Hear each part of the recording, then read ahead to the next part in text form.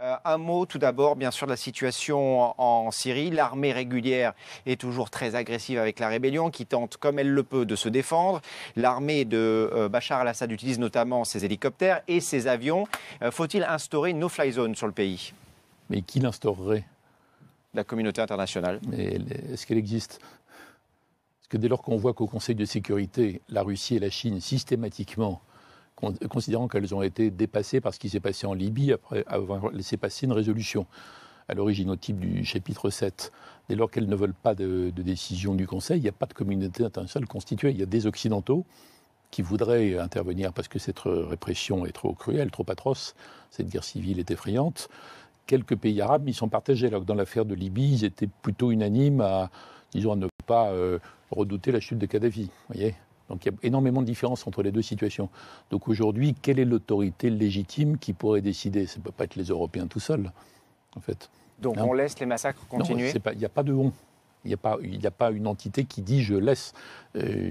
Malheureusement, on est dans un monde où les Occidentaux ne font... Malheureusement ou heureusement, je ne sais pas, mais les Occidentaux ne font plus la loi. On n'est plus on contrôle plus le système mondial. Et on le voit bien sur d'autres terrains. D'ailleurs, vous savez, dans les négociations OMC, on tombe sur d'autres pays où la Chine s'oppose à nous sur la propriété intellectuelle, où les États-Unis et les émergents sur les questions d'écologie. C'est pas que sur le terrain de la Syrie. Donc c'est pas parce qu'on est simplement indigné. Que faut-il faire titre, à ce moment-là, Hubert Védrine? Faut-il, comme l'a dit Barack Obama, travailler peut-être en dehors des arcanes du Conseil de sécurité de l'ONU? Faut-il laisser les choses se faire jusqu'à ce que, par exemple, le régime syrien n'ait plus d'argent? Ou faut-il essayer d'en faire un tout petit peu plus en envoyant du matériel, en envoyant des hommes sur place? Il y a beaucoup de choses qui peuvent être faites simultanément, entre lesquelles il ne faut pas choisir. Faut faire certains pays arabes envoient du matériel aux insurgés, par exemple. La résistance syrienne, aux opposants. Il y a des actions humanitaires. On voit ce qui est fait avec l'hôpital français. Il y a l'action politico-diplomatique pour rendre progressivement plus gênante pour la Russie et pour la Chine leur opposition. Pour le moment, ils sont en phase. L'opinion russe est derrière Poutine à ce sujet. Parce que la lecture par l'opinion russe, c'est si le régime tombe, même s'il est horrible, il y aura un système islamiste extrémiste et ce sera une base arrière qui va relancer la guerre civile islamiste dans le Caucase. Ça, c'est la lecture russe. Donc il faut trouver des arguments qui fassent bouger les Russes sur ce point. Peut-être accepter de travailler plus avec eux, leur donner des garanties sur ce que serait leur influence dans le régime suivant. Le vrai problème, c'est la Russie, parce qu'on n'entend finalement pas beaucoup parler de la Chine en dehors du Conseil de sécurité. Je pense que si la Russie bougeait, la Chine ne bloquerait pas elle seule, en fait. Donc le vrai problème, c'est plutôt la Russie. Ça fait d'ailleurs des mois et des mois qu'on peut penser que même les Européens et l'Arabie, tout ça, le Qatar et la Turquie ne peuvent pas trouver une solution sans la Russie. Donc c'est dur à vivre, c'est pénible, c'est insoutenable quand on voit les images de massacres et puis qu'on est obligé de dire ça. Mais c'est la réalité du monde. Donc on ne peut pas dire brusquement comme ça qu'il y a une façon magique de dénouer le conflit. Un pays tout seul ne peut pas intervenir. Jean-Yves Le Drian nous disait hier soir que la France a envoyé du matériel de communication à la rébellion. Est-ce qu'il faut faire plus? C'est une façon d'aider. Des armes, par exemple? Non, mais il y a les armes, c'est autre chose parce que vous ne savez pas où elles vont après. C'est ça la question. Les armes, on l'a vu dans l'affaire libyenne. Donc vous notez des armes. Mais je répondrai à ça en disant que si on avait une opposition plus structurée, plus crédibilisée, ça serait plus facile de les aider plus. Et un des problèmes depuis la rébellion face à ce régime asphyxiant, qui est celui d'Assad, c'est qu'il y a plusieurs courants, il y a plusieurs conseils représentatifs qui n'arrivent pas à faire émerger un vrai leader et un vrai scénario de transition. Ça, c'est une aide politique utile pour eux. D'où l'idée des conférences que Laurent Fabius prépare. C'est une bonne idée de mettre l'ensemble des pays qui veulent aider, encourager, renforcer, accélérer un processus de transition en Syrie, essayer de décrire ce qui se passerait après. Oui, le monde n'est pas du tout devenu ce que les Occidentaux avaient cru quand l'Union soviétique s'est désintégrée. Vous savez, la fin de l'histoire, les Occidentaux sont sur l'Olympe, ils gouvernent tout. On est sorti de l'époque où George W. Bush ramenait tous les problèmes du monde à la simple lutte contre le terrorisme, qui est évidemment vitale, mais il y a 1000 autres problèmes énormes qui transforment tout. Et ce qui s'est passé, c'est que les Occidentaux ont perdu le monopole de la puissance et de l'influence dans le monde qu'ils doivent partager maintenant avec de très nombreux pays émergents. Des pays émergents, c'est-à-dire la Chine, l'Inde, le Brésil, l'Afrique du Sud, mais des dizaines d'autres. Il y en a 50-60 des pays émergents qui ont 8% de croissance par an. Et au lieu qu'on soit dans ce que les Occidentaux, les Européens notamment, appellent de leur vœu, on dit ça toute la journée, dans la communauté internationale, qui est un terme chaleureux, la communauté. Non, on est dans une mêlée, une compétition. Et ça change tout. On n'a pas entièrement tiré les leçons de ça, sauf le monde économique. Parce que dans le monde économique, les gens qui ne sont pas très réalistes sont balayés, en fait. Oui.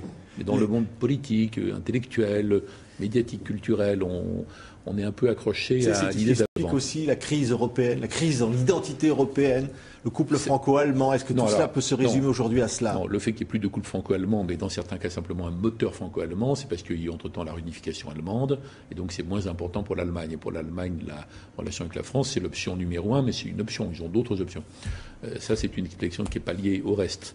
La crise en Europe, c'est l'effondrement de l'économie casino-américaine, plus le surendettement européen pour des raisons internes et la panne de croissance. Donc c'est pas directement lié. Non, le vrai cœur, c'est que nous ne sommes plus les seuls maîtres du monde, si je puis dire. Alors que aussi bien les nationalistes américains à l'ancienne, genre Rumsfeld avec Bush, mais aussi les idéalistes européens, qui pensent droit de l'homme, démocratie, ce qui est tout à fait honorable, ils s'aperçoivent qu'ils ne peuvent plus imposer ce qu'ils voudraient aux autres, qui mènent leur propre vie, qui commencent à contester le fait que la démocratie à l'occidentale soit la seule option. Non, il y a quelque chose qui est perturbant pour les Occidentaux et les Européens, mais de toute façon, il faut s'adapter. Il faut, dans cette compétition générale, défendre nos intérêts vitaux, intelligemment. Les intérêts économiques et aussi les valeurs? Sécurité. Alors justement, les valeurs. On parle tout le temps des valeurs et les gens distingués disent qu'il faut défendre les valeurs, pas des intérêts. Les valeurs occidentales, on va dire, au sens large. Mais des pays qui n'arrivent pas à défendre leurs intérêts ne sont pas écoutés quand ils parlent des valeurs. En fait, c'est lié, dans l'autre sens. Donc, face aux grands émergents, aux autres pôles du monde, il faut que les Européens soient capables de dire aux Chinois « ce que vous faites est magnifique, remarquable, bravo », mais là, on n'est pas d'accord. Donc, il faut rétablir un minimum d'équilibre. C'est ce qu'on fait, par exemple, par rapport à la Syrie, où là, il y a effectivement une divergence entre ce que dit la Chine et la Russie. La Syrie, c'est encore autre chose. Là, je parle plutôt en termes économiques, oui. Économiques, technologiques, monétaires, commerce, etc. Dans l'affaire de la Syrie, comme l'ingérence à l'ancienne est complètement... c'est plus possible. Et d'ailleurs, Kofi Annan avait fait adopter par l'ONU la responsabilité de protéger, où on décide au sein du Conseil de sécurité, plutôt que le droit ou le devoir d'ingérence où un pays tout seul décide. C'est ce qu'il est en train de faire en représentant de l'ONU en Syrie. L'ingérence, c'était la guerre en Irak, de George W. Bush, décidée que par les États-Unis. La Syrie, il faut évidemment trouver une sortie à cette situation et cette répression d'une cruauté répugnante. Mais si on n'a pas l'accord de la Chine et de la Russie pour faire quelque chose, on refait du Bush à ce moment-là. Donc c'est l'action occidentale. Et c'est très différent de la Libye, parce qu'en Libye, tous les dirigeants arabes étaient contents d'être débarrassés de Kadhafi, en réalité, on peut le dire. Et en Syrie, ils ont tous peur de la désintégration de la Syrie et des conséquences régionales de ça. Donc c'est beaucoup plus compliqué. Mais on ne peut pas en tirer la leçon qu'il faut que nous, occidentaux, on agisse tout seuls. Pour faire quoi, d'ailleurs? On ne va pas se lancer dans une guerre en Syrie. Pour 36 raisons, c'est impensable. Donc c'est un cas où c'est douloureux pour nous de se rendre compte qu'il ne suffit pas qu'on arrive au Conseil de sécurité, qu'une résolution bien préparée, pour que ça passe automatiquement. Il y en a d'autres qui ont le droit de veto. Et si on veut contourner ça, on fait de l'unilatéralisme occidental à l'ancienne. Et pendant ce temps-là, les Chinois ricanent parce qu'ils savent bien que ce sont des convulsions qui, au total, nous affaiblissent. Vous voyez, il faut intégrer tout ça, puisqu'on est dans une mêlée. C'est cet isolement aussi où on a cru comprendre que par rapport aux révolutions arabes, que vous qualifiez d'ailleurs d'aléatoires, on le voit bien, qu'il y ait eu cette incompréhension, ce semblant d'incompréhension, ou par rapport à ce qui se passe en Afrique, avec la fin de cette relation entre la France et la France-Afrique, on va dire, où la France pensait influencer la politique africaine. L'Afrique, elle est dans la mondialisation. Donc l'Afrique n'a aucune raison de ne pas jouer la carte chinoise, brésilienne, indienne, qatari, etc. Il y a une sorte de peur, de même qu'il y a une peur énorme de l'Occident dans le monde arabo-musulman. Donc c'est peut-être un choc d'inculture plutôt qu'un choc de culture. C'est vrai, mais enfin ça revient au même. Bon, donc il y a un contexte qui ne facilite pas la compréhension de stratégies de pays tout à fait différents, comme l'Iran, la Perse, l'Iran, comme on veut. Alors par rapport à ça... il me semble que c'est un pays qui est très nationaliste, mais je répète que le monde entier l'est, à part l'Europe de l'Ouest. Il n'est pas plus nationaliste que l'Amérique ou la Chine, en fait, mais il l'est beaucoup. Que c'est un pays qui était bien vu par les Occidentaux, tant que c'était le Shah d'Iran, et c'est d'ailleurs lui qui avait lancé le programme nucléaire, qui était en principe civil, mais tout le monde voyait bien que c'était un peu les deux, avec l'aide des pays occidentaux, et qui voyait ça de façon plutôt positive. C'est un élément de stabilité. Les États-Unis, à l'époque, en avaient fait leur premier partenaire militaire. Il y avait une armée iranienne énorme, notamment une armée de l'air énorme. Bon. C'est lui qui a lancé ça. Les Israéliens voyaient ça d'un bon œil, parce que traditionnellement, les Iraniens, c'est les ennemis des Arabes, donc ce sont les amis des Israéliens. C'était des raisonnements de ce type, qui reviendront peut-être un jour, d'ailleurs. C'est pas du tout exclu. Donc le Shah d'Iran lance le programme, l'Ayatollah Khomeini le stoppe, en disant on n'a pas besoin de ça. Et les Iraniens le régime des Mollahs, le relance après la guerre Irak-Iran, en tout cas pendant la guerre Irak-Iran, quand ils sont attaqués à l'arme chimique par Saddam Hussein. Bon, donc ce n'est pas un régime qui était obsédé depuis l'origine par le fait de développer l'arme nucléaire pour en faire je ne sais quel usage.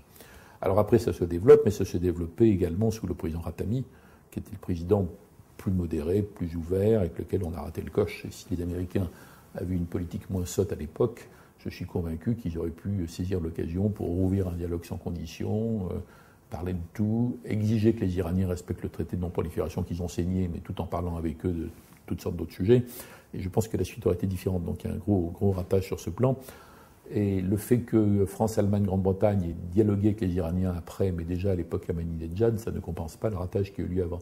Alors Ahmadinejad, par rapport à ça, pose un problème parce que à la fois il a l'air illuminé, et c'est vrai qu'il y a une dimension apocalyptique, au sens théorique même, conceptuel, philosophique, dans ses propos. Donc je comprends que du point de vue d'Israël, les gens se disent c'est des gens adeptes du suicide, au fond, pourquoi est-ce que la dissuasion jouerait sur eux? Ils peuvent avoir pensé que même en déclenchant une action nucléaire, tant pis s'ils y laissent leur peau. Bon. Certains Israéliens l'analysent comme ça, en tout cas. Et je ne peux pas leur en faire grief quand on est Israël et que les risques que ça représente. Bon. Mais ce n'est pas forcément la seule explication, c'est peut-être pas la bonne explication, il y a aussi une explication plus politique. On peut voir Ahmadinejad comme un politicien assez malin, qui s'est fait élire par les déshérités de Téhéran et d'Iran, qui ne peut pas tenir ses promesses sociales et qui périodiquement prend des positions en flèche en s'en prenant à Israël, en menaçant Israël. Alors évidemment, les Soviétiques menaçaient l'Amérique menaçait les Soviétiques pendant la guerre froide, et puis même chose avec la Chine, mais ce n'est pas la même dimension terrible et émouvante.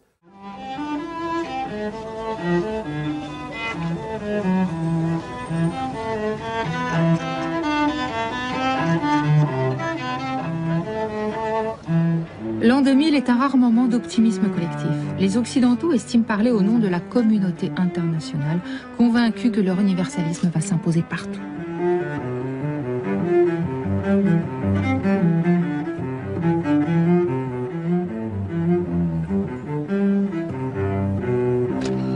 Les chefs d'État et de gouvernement de 147 pays sur 189 États membres sont présents sur la photo. Le texte de ce sommet du millénaire proclame « Nous, chefs d'État et de gouvernement, nous sommes rassemblés au siège de l'Organisation des Nations Unies à New York, du 6 au 8 septembre 2000, à l'aube d'un nouveau millénaire, pour réaffirmer notre foi dans l'organisation et dans sa charte, fondement indispensable d'un monde plus pacifique, plus prospère et plus juste. » Les chefs d'État et de gouvernement qu'on vient de voir, ils croient vraiment. Ils sont unis à l'ONU, ils adoptent ce texte extrêmement optimiste. On pense qu'il y aura des récalcitrants, mais on va les ramener à la raison par l'ingérence, par des sanctions. Et ce sont largement les Occidentaux qui ont inspiré ces textes. Ils viennent de gagner la guerre froide. Ils pensent que c'est encore leur vocation de guider l'humanité, peut-être pour la dernière fois. On est en train de perdre le monopole.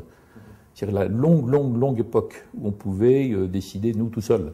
Cette espèce de vision où c'est que nous, quoi, tout le temps, y compris des Occidentaux les plus généreux, qui pensent qu'il faut s'ingérer, ne pas laisser un peuple dans la détresse, qu'on comprend très bien, mais c'est toujours par rapport à nous. C'est nous qui devons déterminer le monde, quoi. Et c'est des ONG d'Occident qui s'ingèrent au Sud, c'est pas des ONG du Nigeria qui se préoccupaient du conflit en Irlande du Nord. Bon, il y a toute une espèce d'époque comme ça qui est en train de se terminer. Nous sommes quand même challengés, si je puis me permettre, par des colossales puissances, émergentes, réémergentes, émergentes, donc la Chine, ou alors réémergente, mais c'était faut remonter quelques siècles avant, réémergente la Russie, qu'on a eu tort de voir disparaître, de croire qu'elle avait disparu.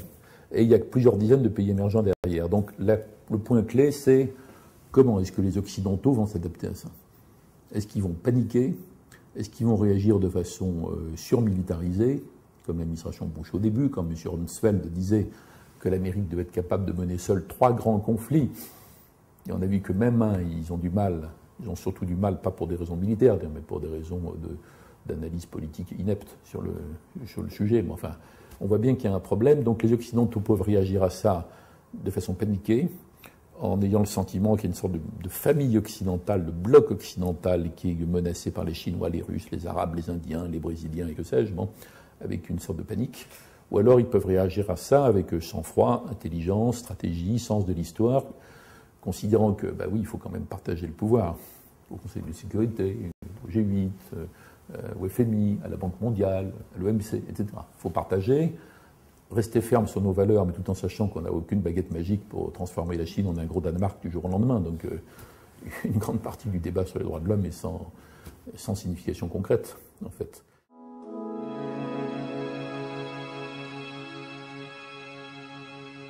Oui, on nous avait promis la Lune. On nous a raconté pendant longtemps que la mondialisation allait être heureuse pour tous. Souvenons-nous. Tout a commencé à la fin des années 70, avec la mise en œuvre par le Premier ministre britannique Margaret Thatcher d'une politique radicalement libérale inspirée des principes établis par l'économiste Friedrich Hayek. L'économie de marché proclamée naturelle est très ancienne, mais sa forme contemporaine, déréglementée, est tout à fait récente. Les ultralibéraux ont diminué le rôle des États, oubliant que la prospérité des 30 Glorieuses, après la Deuxième Guerre mondiale, était due à des politiques économiques volontaristes, impulsées par des gouvernements planificateurs. Dès son élection en mai 1979, Margaret Thatcher impose une batterie de réformes ultralibérales. Bientôt suivie par Ronald Reagan, que conseille Milton Friedman, fondateur de l'école de Chicago, proche de Friedrich Hayek. On the political philosophy side, what characterized the Chicago School was a strong belief in minimal government and an emphasis on free market as a way to control the economy. L'école de Chicago fournit ainsi les armes théoriques pour ce qui a été baptisé révolution libérale. Ronald Reagan répétant mot à mot le credo de cette quasi-nouvelle religion. Government is not the solution to our problem. Government is the problem. L'alliance des deux gouvernements anglo-saxons va changer le monde. Cette politique Thatcher-Reagan, qui va s'étendre par étapes à l'économie globalisée, enchantera les milieux financiers. Ils vont connaître jusqu'en 2007 un développement sans précédent et vivre un vrai conte de fées. Being free to choose for me means being free to make your own decisions, free to live your own life, pursue your own goals, chase your own rainbow, without the government breathing down on your neck or standing on your shoes. Le message circule des uns aux autres comme un passage de témoin, un seul slogan. Il n'y a pas d'autre alternative que le marché déréglementé. There is no alternative. Tina, comme un coup de balai idéologique. La nouvelle pensée unique. Pour moderniser, il faut déréglementer, privatiser, dépoussiérer les textes de loi et le droit du travail. L'argent des plus riches finissant par profiter aux plus démunis. L'efficacité du marché dérégulé serait une loi naturelle, pas une idéologie.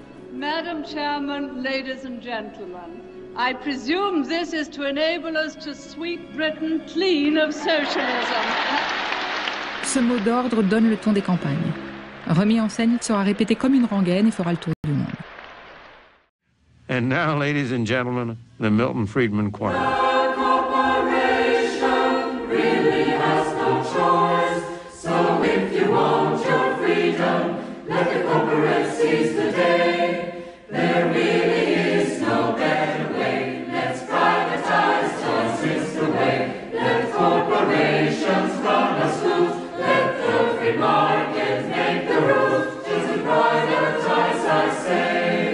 À partir de là, les Occidentaux pensent qu'ils ont gagné, que l'histoire est finie, qu'ils ont créé un village global qui est un village de consommateurs téléspectateurs et que ceux-ci vibrent à l'unisson.